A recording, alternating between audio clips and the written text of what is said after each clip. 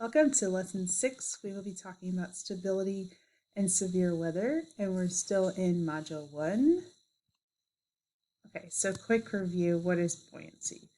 So we're going to be talking about buoyancy today. So buoyancy or buoyancy force is basically something that acts against gravity when we're talking about a fluid.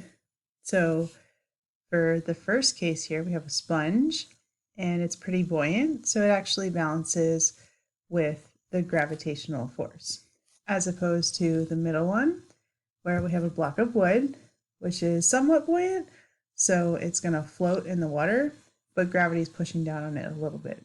Then we have a metal cylinder, and this one has no buoyancy, and so gravity takes over, it sinks to the bottom of the water. So next, we'll be talking about atmospheric stability. So stable air resists vertical movement, and unstable air actually rises due to buoyancy. So that's what we were just talking about, buoyancy. So I have a little hot air balloon example for you. So when the hot air balloon is climbing, it's positively buoyant, so it wants to go up. The lift is greater than the weight, so it does go up. When it's in neutrally buoyant conditions, it's called level flight, and the lift is equal to the weight, so it doesn't move, it just kind of hovers. Then if it's negatively buoyant, the balloon will start descending because the lift is less than the weight. So this will come into play when we start talking about our air parcels because they behave in the same manner. So this is the Hot Air Balloon Festival in Oshkosh, Wisconsin. So when we're talking about this, we are referring to something called adiabatic temperature changes. So this is cooling or warming of air caused by compression or expansion. There's no change in the temperature. So that's what's called adiabatic temperature. So heat is not being added or subtracted. We're just compressing or expanding the air. So when the air is compressed, it's warming. When it expands, it cools. So in the example on the left, we have an air parcel. That's just a circle of air, imaginary circle of air. And I'm going to force it upwards. Again, we're imagining. So I'm forcing the air parcel upward, it cools and expands. It's now 20 degrees C. And then I force it up again, and now it's 10 degrees C. So as it comes back down, I force it downwards. Now it contracts, right? It compresses and warms. So now it's 20 degrees C. And as it continues, it compresses and warms more, and now it's 30 degrees C. So the outside temperature of the parcel, so the parcel is one temperature, and then there'll be an outside temperature. This outside temperature is referred to as the environmental lapse rate, or ELR. It is the rate of change in the actual temperature of the environment, or the atmosphere. With height, it is usually determined by radiosondes or aircraft. So what I do is I compare my my parcel's temperature to my outside temperature. Sorry about that. So here my air parcel is 25 degrees C, and the outside temperature is 25 degrees C because I've just bubbled up some surface air. Then as I move upwards, it cools and expands to 15 degrees C, and the outside temperature is now only 20 degrees C. So the rising air is cooler than the environment by 5 degrees, so it actually wants to go down. It's negatively buoyant. Cold air is dense, it wants to go down. And then as I lift it again, it will expand and cool to 5 degrees C, and the environmental lapse rate is 15 degrees C, so now it's 10 degrees colder than the environment, and it wants to go down. So we're going to compare that ELR to the temperature of our parcel, and we're going to change them by these adiabatic lapse rates. The first one we cover is called the dry adiabatic lapse rate, which I call the DAD.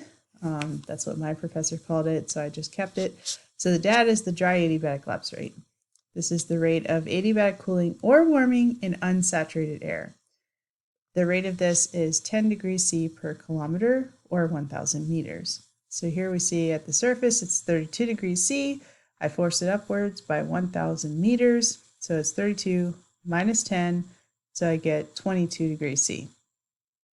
It continues to cool and expand as it goes upward, so 22 minus another 10 because now I've gone up another 1,000 meters. So now it's 12 degrees C. And then as I continue another 1,000 meters, it's going to be 2 degrees C. As it comes back down, I do 2 plus 10 now because now it's compressing and warming. So 2 plus 10 is now 12 degrees C. And then as I move another 1,000 meters, it's 22 degrees C. And then it'll be 32 at the bottom. Then it'll reach some level called the lifting condensation level, or the LCL. This is the height at which it becomes saturated. So that's when we'll build a cloud. And then I switch to something called the saturated adiabatic lapse rate, or the wet adiabatic lapse rate, or also called the moist adiabatic lapse rate. So I like to call it the SAD. It's SAD because it's wet. So that's what I'm going to refer to it as. And this is the rate of adiabatic temperature change in saturated air. Please note that this varies. So it can be anywhere from 5 to 6, it could be all the way up to 9, but it's always going to be less than the DAD, and the DAD is 10, so it has to be less than 10. So here we see our example. I have surface air is 32 degrees C. It lifts by the DAD, so minus 10 gives me 22, minus 10 again is 12, minus 10 again is 2. Then I reach the LCL, so now it's become a cloud, so I switch to the SAD. The SAD, in this case, they give to us is 5 degrees C, so 2 minus 5 is negative 3 degrees C, minus 5 is negative 8 degrees C. So that's how that works. Okay, so why is this important? Because we want to determine what kind of stability we have. Stability, again, is the air going to go up? Is it going to go down? What's going to happen? So in absolutely stable conditions, this is when the ELR, the environmental lapse rate, is less than the SAD.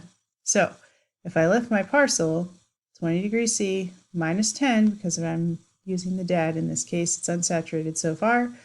Now I rise, it's 20 minus 10 equals 10. The outside air is 15, it's colder, it wants to go down. I lift it again, 10 minus 10 is 0 degrees C, right? Outside is 10. So the 0 wants to go down because it's 10 degrees colder than the environment. Now we've reached the LCL. I switch to the SAD, which in this case they give to us is 6 degrees C per 1,000 meters. So 0 minus 6 gets me to negative 6. Outside is 5 degrees C. So it's colder, it wants to go down. And then etc., etc. So because the overall tendency is to go down, it's negatively buoyant, it is absolutely stable. You can see on the right, the environmental lapse rate is less than the SAD, which is the blue line. So it's less than both lines. It is absolutely stable. And there's the complete opposite, which is absolutely unstable. This is the condition of air where the ELR is greater than the DAD. So now it's greater than 10 degrees C per 1,000 meters. So let's lift the parcel. We have 40 degrees C. Notice all the solar heating. Hint, hint. So 40 degrees C minus 10, because we're in the DAD right now, is 30 degrees C. Minus 10 again is 20 degrees C. Becomes a cloud. We're at the LCL. So we switch to the SAD, which is 6. They give that to us. So 20 minus 6 is 14 degrees C. And the outside, I'm sorry, I forgot the outside temperature. So at the bottom here, 40, 40, that's the same. 30 inside the parcel, 28 outside. This is warmer, it wants to go up. 20 inside the parcel, 16 outside, it wants to go up because this is warmer. 14, greater than 4 by a lot, so it wants to go up. So the overall tendency in this case is positively buoyant, so it wants to go up. So that's absolutely unstable. Again, the exact opposite of what we just did. Then it only gets more complicated. This is conditional instability. Unfortunately, this is the most common type of instability in the atmosphere. And this happens when the ELR is between the DAD and the SAD. So what does that look like? So I have 40 degrees C at the bottom, the surface, and I lift it by the DAD. 40 minus 10 is 30. Outside air is 31. It's colder than the environment. It wants to go down, negatively buoyant. 30 minus 10 again is 20. Outside is 22. Still colder than the environment. Wants to go down. Now we're at the LCL. We switch to the SAD, which is 6. 20 minus 6 is 14. Outside air is 13. What just happened, right? So this little cold air section was acting as a lid, and then after that it kind of blows off, and now we get this instability. So 14 minus 6 is now 8. Outside is 4. It's still positively buoyant and wants to go up. So that continues. So the top part of this is positively buoyant. The bottom part is negatively buoyant. So if it can get through this negative buoyancy at the bottom, we can have explosive development, which is why we're talking about severe weather, because that is what we need for our severe weather. So how can we change our stability? Well, any warming from solar heating, passing over a warm surface, that will lead to more instability. Any kind of lifting makes it more unstable. Any kind of cooling, notice I have these highlighted. Traditional cooling at night, passing over a cooler surface, whether that's water or land, that will make it more stable. Also, subsidence, pushing down inhibits lift, which means it's going to be more stable. So here you see stability here. The smoke from the wildfire can't go up through the stable layer, so it spreads out. Okay, so a temperature inversion is a smaller scale of the subsidence inversion you just saw. So in this case, we're at town level, right? And we see someone's fireplace going. And in this case, we have a layer of the atmosphere, limited depth, where the temperature increases rather than decreases. Remember I told you before, temperature decreases with height. In this case, it's going to increase with height, only for a little bit, which creates a stable little lid, which we call a temperature inversion. So the smoke is trapped, it can't go anywhere, so it spreads out, just like the previous example, except on a smaller scale. All right, so now we move to our severe weather. So this is lightning, and if we were in class, I would show you the video. And this is a box office security camera from a movie theater someplace, and it has lightning strike this tree and the tree explodes. So just to show you, like, don't take shelter under trees because that would be bad. Bad things can happen to you. So lightning is a sudden flash of light generated by flow of electrons between oppositely charged parts of a cumulonimbus cloud or from cloud to ground. The air is heated as quickly. It is heated quickly to as much as 33,000 degrees C, which is hotter than the surface of the sun, which is like, what? So the air expands explosively and then it collapses very quickly and it produces these sound waves that move out. Those are called thunder. Okay, it moves at 330 meters per second. And if lightning is more than 20 kilometers away, you don't hear any thunder. So that's how that 1 Mississippi, 2 Mississippi, 3 Mississippi works. All right, so what causes our lightning? Within the cloud, we have an excess negative charge and an excess positive charge. And as those sections develop, the lightning will then equalize the electrical differences. One possible cause for this is a mixed phase cloud. So we have both ice and water present. The cold regions are positively charged, so that's towards the top of the cloud. And then the warm regions are negatively charged, that's toward the bottom of the cloud. The lower part remains negatively charged until the lightning gets rid of it. So a flash is a total discharge. This lasts a few tenths of a second. That's why you can't take a picture of it, which I tried several times as a child. It is what we see. It contains multiple strokes. A stroke is an individual component that makes up our flash. Each stroke is 15 milliseconds in length, 3 to 4 strokes per flash, and multiple lightning strokes can be recorded on film only if you give it a multiple exposure or you take a video. Fancy pants. Okay, so here's what happens to make our lightning. Okay, so the leader is the ionized air which forms this conductive path. So I like to think of it as a slide. So it's like making a slide. The path is roughly 10 centimeters in radius, which is like that big, and a length of 50 meters or up to the cloud base. So a step leader comes down, that forms this initial conductive path, which extends earthward in short, nearly invisible bursts, so you can't really see it. Then the return stroke moves up that ladder, right, the leader ladder. So the return stroke moves up, the electrons come down, and the return stroke illuminates, which discharges the lowest 1 kilometer of the cloud. Then the dart leader tries to do it again so that each subsequent stroke uses the same path. I feel like these are tongue twisters. But so first step, we have a leader, then we have a step leader. They come out in these little branches. That's why it looks a little bit forked sometimes. Those are failed branches. So they tried to come down to the surface and it didn't work. And then the return stroke is what illuminates. Dart leader tries to do it again. So here's our diagram. It's unfortunate the color of the ground, but there are little positive charges down there. Please trust me on that. So we have positively charged top of the cloud, negatively charged bottom of the cloud. Step leader goes, it ionizes the air, forms our little slide. Then we have the return stroke.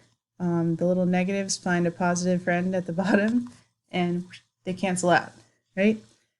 Flow goes down and it continues to do so. Dart leader will reionize the conductive path until we get rid of all of our negative electrons. Now I can recharge later and do the whole process again, but this is the entire point of lightning, is to decharge our cloud. All right, so there's different types of lightning, which I would show you this video. There's cloud to cloud, intercloud, bolts out of the blue, all kinds of stuff. So you should definitely watch this later. All right, so lightning strike D.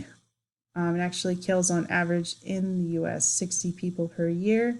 This is because it can strike without any warning, which makes it super dangerous. So 80% of all strikes are cloud to cloud, like I just said. So they'll be inside the cloud. They won't come out. That's called sheet lightning.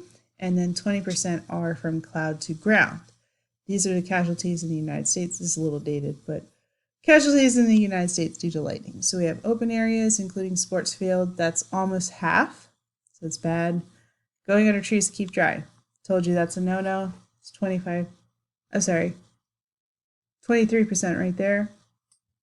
Water-related activities like swimming, boating, and fishing is 14%. Golfing in the open is 6%. Farm and exposed cockpit construction vehicles is 5%. Quarter telephone, I told you it's dated, 4%. Golfing under, and then shelter under trees, that's 2%. So there's 2 categories for golfing. Golfing is very dangerous in lightning. And then radios and radio equipment, which is like slowly petering out. But I have to tell you, I went to Florida recently, summer 2019. And while I was there, it has nothing to do with the professor, I want to say, but there was a really bad lightning storm and like several construction workers were actually struck by lightning on a building. It was crazy. I don't know if they made it or not, but hopefully they are okay. When I was a kid, I was told don't be on the phone when there's lightning outside. Also, don't take a shower when there's lightning outside. So both of those kind of make sense because the cordophone is attached to the ground, right? There's a line that goes through the ground and that can conduct electricity. So that can zap you in the headset. I don't know if anybody's actually been zapped, but like better safe than sorry. Oh, and the shower thing. Yes, water can conduct electricity, so it's probably a bad idea. So let's just not try that. Also, more recently, last year during fall semester, I had a really bad lightning storm near my apartment.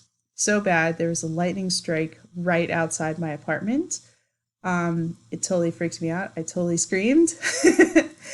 And it was that close. Like I felt my hair kind of stand up on it and I was just like, ah, it's very, very, very close. And what ended up happening is it fried my modem and my router. I didn't know this. So I tried to turn it on afterwards and voila, there's no internet. It wouldn't even turn on. And I was like, what is wrong with this? So we tried different equipment. My mom and I tried different equipment. She brought hers over. We're trying it. And it didn't matter. Nothing happened. So apparently the lightning conducted through the cable line. Never heard of this before. Through the cable line, fried the router, and fried the modem. So I had to get new router and modem, which was unfortunate. So now I unplug. When I see lots of lightning, I unplug both of them. I take that cable thing out. So surge protectors are your friend. I did have a surge protector, but like I said, in this case, it came through the cable line, not through the electrical outlet. Okay. So what's a thunderstorm? This generates lightning, thunder, obviously, winds, rain, and hail. Thunderstorms form in warm, humid areas where there's unstable environment. We're going to go through two types. First one is an air mass thunderstorm, which is a localized thunderstorm that forms in warm, moist, unstable conditions. So warm, moist, unstable conditions, mostly in the summer, afternoon, spring as well. Afternoon, evening is the best time for these to happen. So we have the uneven surface heating forming within our empty air mass, right? They're short-lived. Usually they produce strong winds and, sometimes they produce strong winds and hail. Then type 2 is the severe thunderstorms, which we'll get to. These are also caused by surface heating, but then there's like an additional lifting component like frontal lifting or orographic lifting or something like that. Gives it some additional spin up, and then it can produce high winds, damaging hail, flash floods, and tornadoes, which is bad. Okay, so stages of our development. First stage is cumulus stage. This is dominated by updrafts. It is the first stage in development. It goes from cumulus to cumulus congestus, less castellanus, and then cumulonimbus. So it slowly poofs out and it gets bigger. Once it reaches cumulonimbus, it has an anvil on top, and we have that water vapor moving to like greater and greater heights from the surface. Then it sucks in some cool dry air, which is called entrainment, and that forms our downdraft. So there's a little baby thunderstorm. Oh, he's so cute. And this is our baby thunderstorm here. Notice it can be freezing in the top of your thunderstorm, even in the middle of the summer. There's our poor unsuspecting town. Okay. And then the mature stage is the second stage where there's cool down drafts next to our updrafts. It's the most intense phase of the storm. It results in heavy rain and possibly small hail. So we see here, there's a cumulus congestus right there. You see the downdraft comes out. It forms something called the gust front, which then shovels up that warm, juicy air into the storm. Notice the updraft goes all the way up into the top of the storm, and then we have the downdraft kind of in the back of the storm. That's where the heavy rain comes out. And so now our town is getting rained on. And then this is what it looks like, just from another angle. You see an overshooting top. That's when the updraft is sufficiently strong to kind of punch into the stratosphere. The next layer up in the atmosphere, that's a very strong updraft. You can also get developing cells. They can be one after another, as long as there's enough energy for it to do so. And here comes the heavy rain down. And we see the downdraft. There goes the gust front up front, which brings in more of that warm, moist air. And then the dissipating phase is the last stage of the storm. So we have downdrafts that then take over. We have too much dry air coming into the storm, which causes the evaporation in the final stage. So there we see now it's raining itself out. It's now light rain, kind of. We see almost no red arrows at all, and it's all downdrafts. So usually I show this one in class. It kind of shows you a time lapse of what it looks like for a thunderstorm to go by with like winds varying from different directions. And then you see another thunderstorm kind of form after this one. So watch that at your leisure. Where is the occurrence of thunderstorms?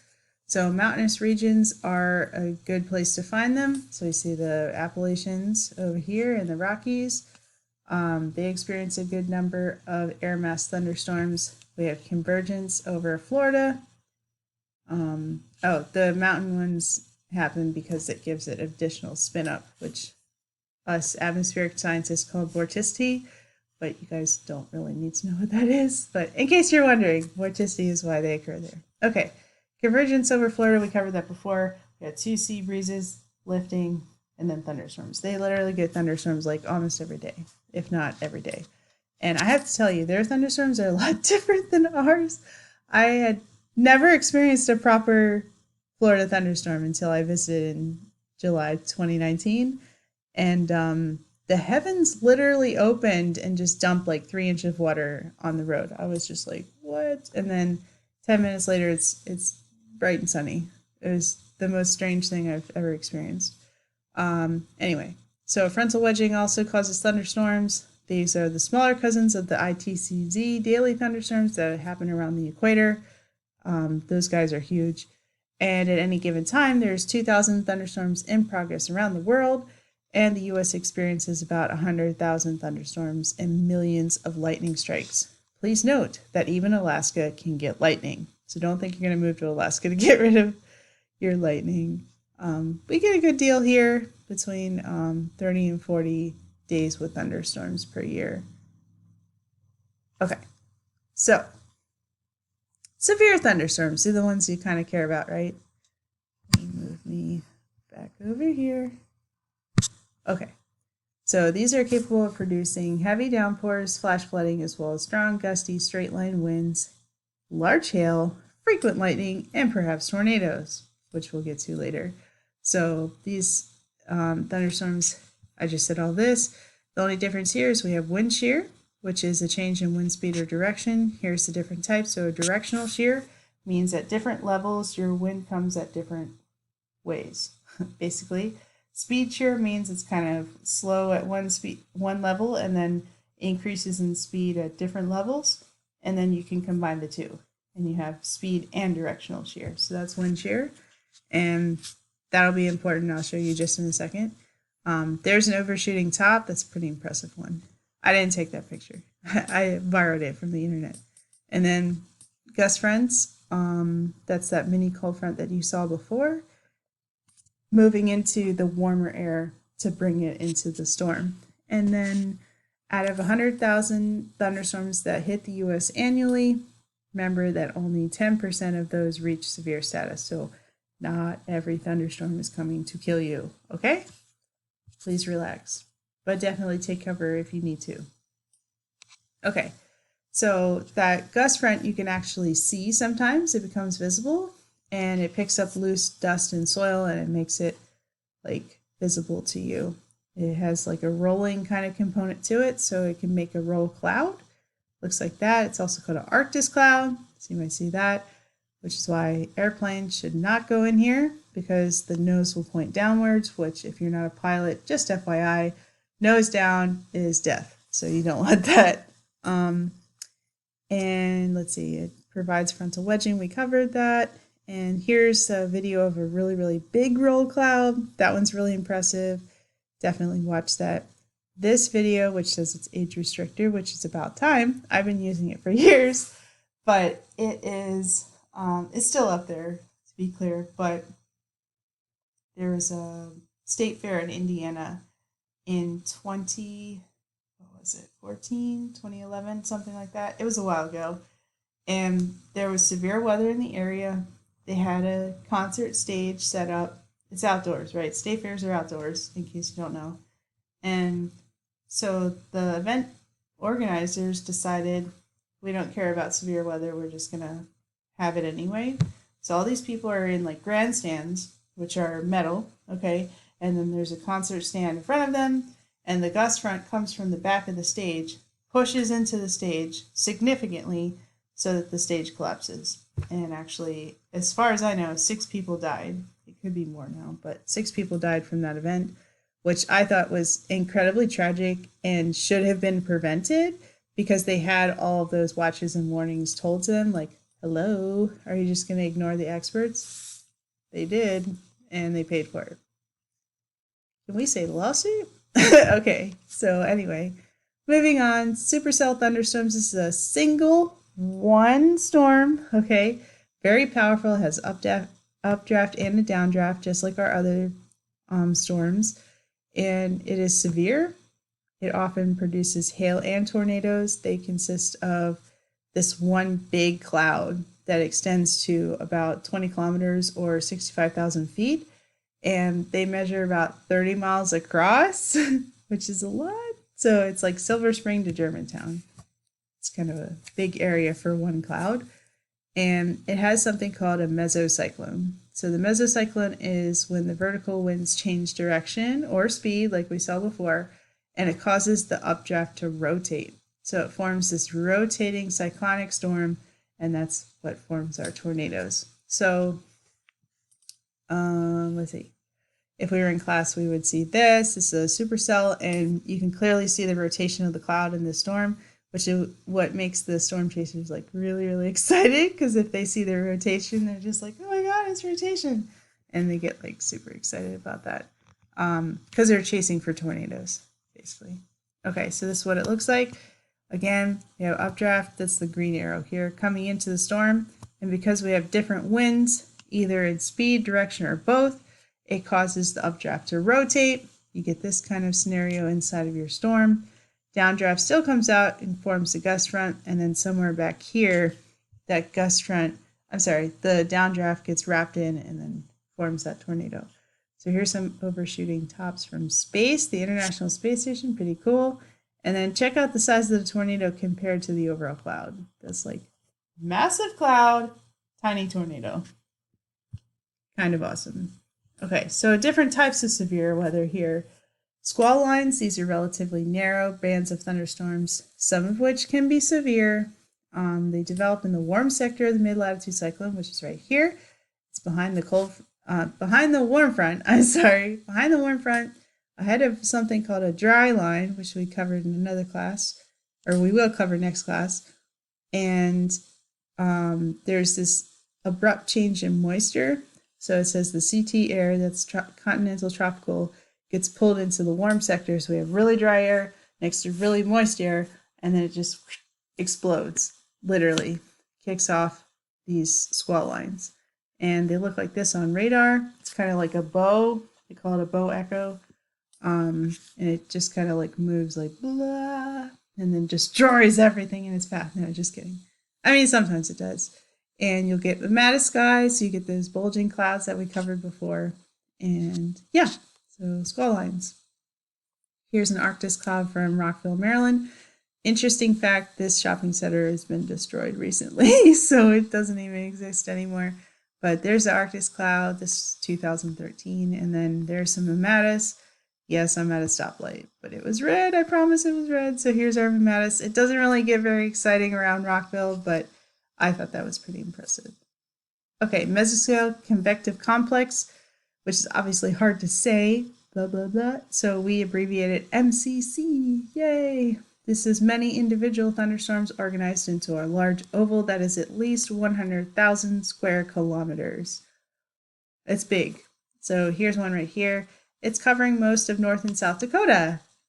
Those are big states, FYI. It's very slow moving. It's about 12 hours or more, and they can disappear overnight and reappear the next day. And they tend to form in the Great Plains because they get all the cool things there. Derechos, these are from the glossary. It is a widespread convectively induced straight line windstorm. Means the straight winds, if I'm coming towards you, it's like straight winds coming towards you and just kind of like knocks over everything in its path. So to be classified as a derecho, it has to have severe wind gusts of at least 57 miles per hour or greater. Although really good ones, or really severe ones, however you want to put it, can exceed 100 miles per hour, which is crazy. The most recent example for us was June 2012. I don't know if you were here for that, but it was crazy. This is the Pepco outage map. Basically, no one had power, and it was out for like a week and a half. It was terrible. I was angry because I had just bought a bunch of food and I put it in my fridge. Power goes out. I had to throw all of that away. We're talking like $200 worth of groceries. Oh my gosh, I'm still upset about it. Anyway, so this is the reflectivity image, which we will watch laps of through class, and it just shows like the strength of the storm as it bows into the DC area and just knocked out all that power and over the trees and stuff. And then that's from the satellite image. All right, let's talk about flash floods. So this is a local flood of great volume and short duration. We have rapidly rising water in little warning with extensive damage. And some factors that are included here is rainfall intensity, the duration of said rainfall, surface conditions, topography, and is it an urban area? Because if you have an urban area, there's going to be more impervious surfaces, which means your water can't go into it. So then we have a little pooling situation, right? And Also, you can have something called training, which you'll hear more and more. So this is individual thunderstorms that pass over the same location again and again and again, back to back to back, like railroad cars on a train track. So that's why they call it training. Um, Please note that 6 inches of fast-moving water can knock over an adult. 12 inches can carry away a small vehicle, and 18 to 24 inches can carry away large SUVs, vans, and trucks. It doesn't take much, guys. So most automobiles will be floating away and swept away in 2 feet of water. It's always deeper than you think. Like, don't do it. Fun story from the professor. I was on Norbeck Road, and if you're familiar with Norbeck Road in Rockville, there's this bridge, right? And it has very poor drainage. Please fix this, Montgomery County. So it has the worst drainage in the world, and it had rained for days, okay? Like days, and then it really had like this big kind of outburst, and I'm driving home from, I believe it from class, and it's dark. Okay, so I didn't see.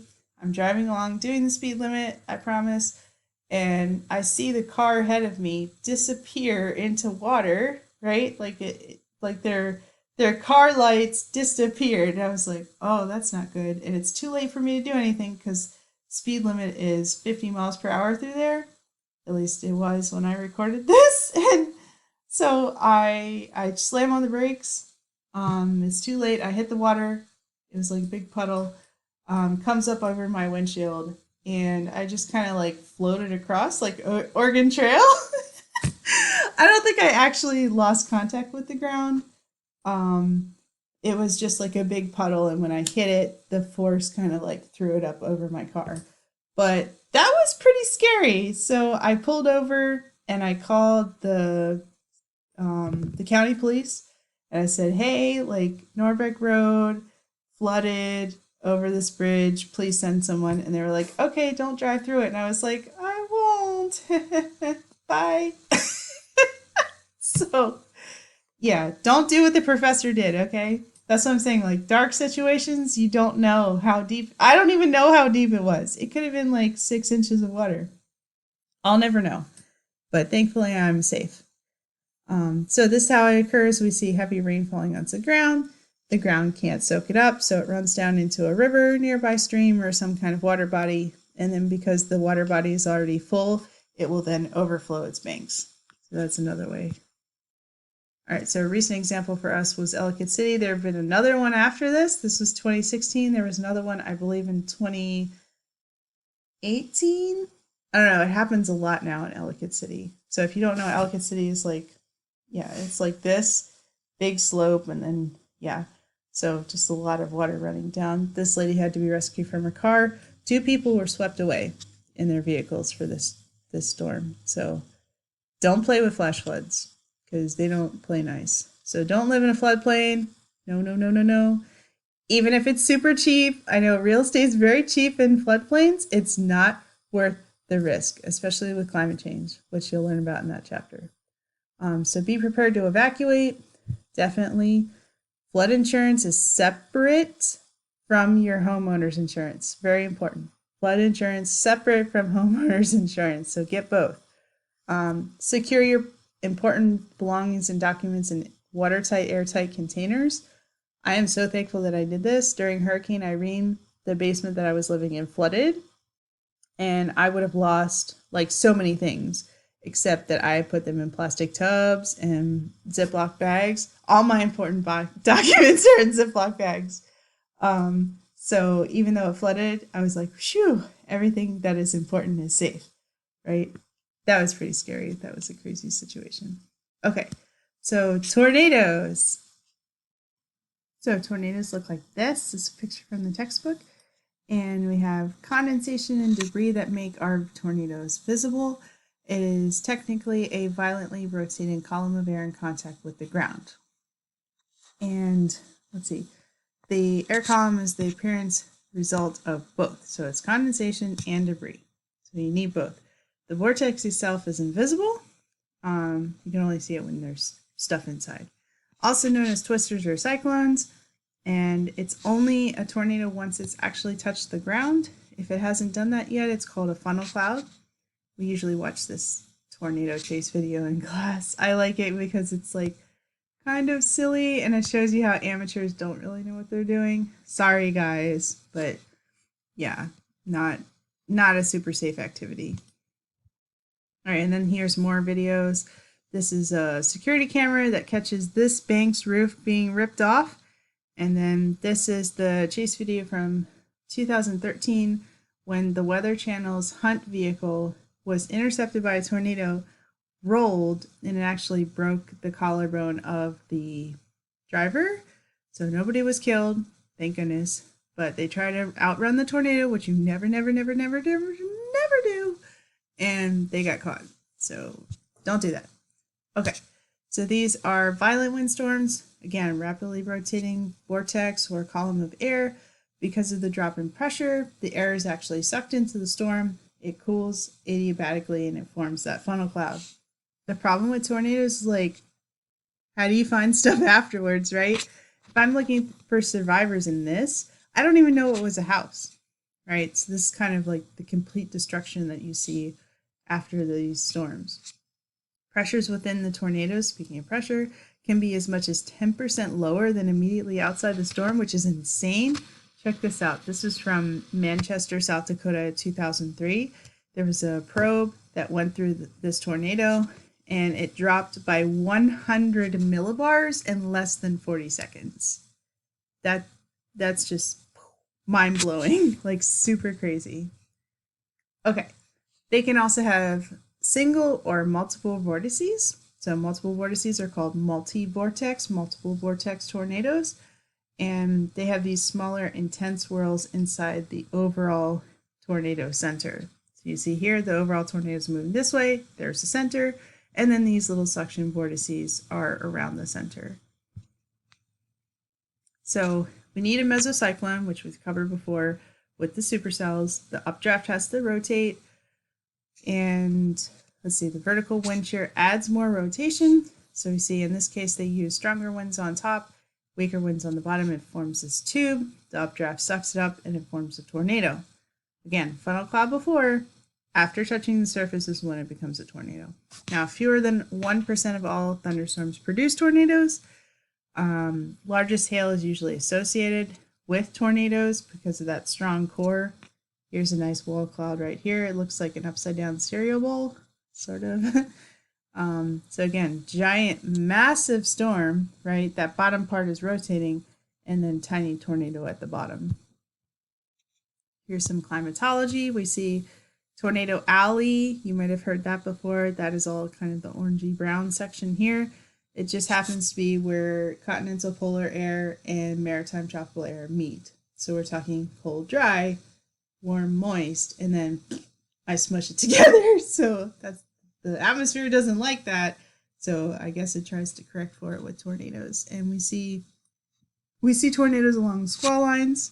We see tornadoes along cold fronts, especially in the Midwest. We already covered that. We see most of them move from southwest to northeast. That's ahead of those cold fronts, which you'll see next class. And it's associated with the winds with those fronts. Tornado days per year. We see a peak kind of right after late spring. Number of tornadoes here peaks in the early and late, well, just the spring, right? So the spring is tornado season.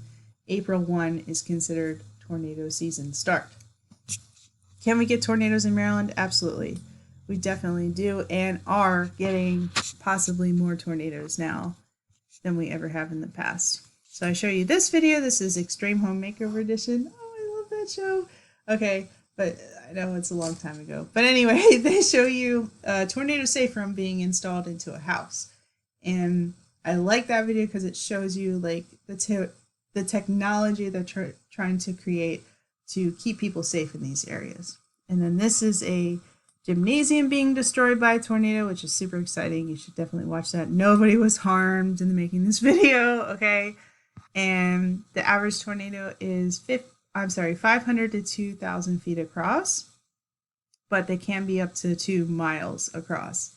That was the biggest. I think the biggest was actually 3 miles across. I would have to check that, but they can get pretty big. And then they travel about 30 miles per hour. It's not super fast, but don't try to outrun it. Remember, never ever outrun a tornado. Why do I say that? Because they can change direction. Okay, so you think it's going this way, and then whoop, it takes a right turn and it hits you. So don't play with them. Path about 16 miles long. Like I said, most travel towards the northeast. They last between less than 3 minutes to over 3 hours, depending on the conditions. And their wind speeds go up to over 300 miles per hour. So again, you see that northeast track there. This is called a tornado outbreak. So this is April 1974, the most famous outbreak in history. 147 tornadoes in 13 states. And largely and costliest outbreak on record. 315 people died, over 5,500 injured. Here's the remains of a truck. That's a brand new truck. It's not an old truck. It's been dismantled by a tornado in Oklahoma. And then here is, if you move me, a piece of metal driven into a utility pole. So if that was your face, you wouldn't be here talking to us, right? So that was from April 1991. But the force of wind behind the tornado winds are very, very strong, and they can make almost anything into a missile. So, again, don't play with tornadoes. The original Fujita scale, this was developed in 1971, put into use in 1973, and revised in 2007. I'll get to that in just a second. These wind speeds are estimated on 3-second gusts because it's all kind of blustery inside the tornado. So the higher the number, it starts from F0 and it goes up to F5, higher the number, the more damage and fatalities that it can cause. However, these are less frequent. So the higher numbers are less frequent, thank God. And so we have less of those, at least so far. This is the new revised one with colors because, yay, the government is, yeah, they like to have pretty colors. So here's an EF0. It's called Enhanced Fujita Scale now. So we have EF0 up to EF5. EF5 has over 200 miles per hour, and EF0 is like 65 to 85 miles per hour. So we see minor damage like trees broken, maybe a couple of shingles ripped off, all the way to the house was swept away from its foundation, or critical damage to high-rise buildings, severe structural damage, trees completely debarked or uprooted. So it varies very greatly, right? Okay, so watches and warnings, we see severe thunderstorm watch. This is when there's winds of at least 58 miles per hour and at least 3/4 inch hail. So it's issued in advance and it lasts for about 3 hours. Flash flood and flood watch, same thing, except it's for a flood prone area. They're saying, oh, ground's already saturated. Here comes a bunch of water. Please be ready to evacuate if there's flooding. And then tornado watches are when conditions are favorable, and they usually cover an area of about 25,000 square miles. Again, watches last long. Okay, you'll see in a second when I switch it. And these watches and warnings has led to a decrease in total number of tornado deaths. Yay, that's good. We don't want people to die from tornadoes. Again, like I said, there's technology that they're trying to develop and safer houses, stronger structures, plus warnings, your smartphone, all those things. So here's the tornado deaths from 1980 until 2018. We see on the whole, most of them are small. Some of them have higher outbreaks like this one in 2011. All right, so now we switch to warning. Warning is, it's happening right now. So I have on the right my favorite. It's just a brilliant way to explain it. So the watch is when we have the ingredients to make tacos. So there's a taco watch. I see all the ingredients. I see cheese and taco meat and vegetables and shells. All the ingredients are there to make tacos. Taco warning is, we're having tacos right now. Okay? So when I say warning here, this is happening. So severe thunderstorm warning means the storm has been spotted on radar. It's considered imminent. Be prepared. Get ready. Flash flood warning, same thing. The flooding is happening right now, or it's about to. Tornado warning is when they found a tornado on the radar, or the signature was detected. Computer sees it, issues the tornado warning. It tells you like College Park, well, it wouldn't go that way. College Park, Annapolis, Bowie, that kind of township level, that's what it would stick with. It would say there's high probability of imminent danger, take shelter immediately. So these are for 30 to 60 minutes. So how to protect yourself during severe weather. When thunder roars, go indoors. That the government came up with that. I think it's a little corny, but it gets the point across, right? You want to take shelter. Don't be outside, okay? Move away from outdoors into a building or car, preferably a building. Pay attention to alerts, warnings, unplug appliances. Remember my my modem that got fried. Don't use landlines. I don't think anybody have landlines anymore. Create a plan. So whether you're at work, home, daycare, school, know where the safe areas are. Okay, so for me, which is the next bullet point, I live in an apartment. I don't have a basement. So the safest room for me is the most interior room of my building, which for me is my bathroom. So I would go in my bathroom to be safe from a tornado. And if not, if you're in a house that has a basement, that's the safest place to be. Lowest floor, no windows. So my bathroom doesn't have a window, for the record. And make sure you know how the tornado siren warning system works, right? So when it goes off, they're still testing those in Maryland, so I don't know if we actually have those working yet. But if you're in a tornado-prone area, usually you'll hear sirens. They're like, oh, it's here, someone spotted it. Tornado siren goes off, everybody goes in their basement to take cover. That's what happens. All right, there's your vocabulary. And then if you are in class or even on your phone, you can do this. It is a virtual reality experience. If you view it on your phone, you can look around 360. It's pretty awesome. But it shows you two travelers, and they were on a road trip. They decide to go into a flooded area, and I'm not going to spoil it for you, but yeah, not good things happen. So that is the end of stability and severe weather. I will see you next class. Bye.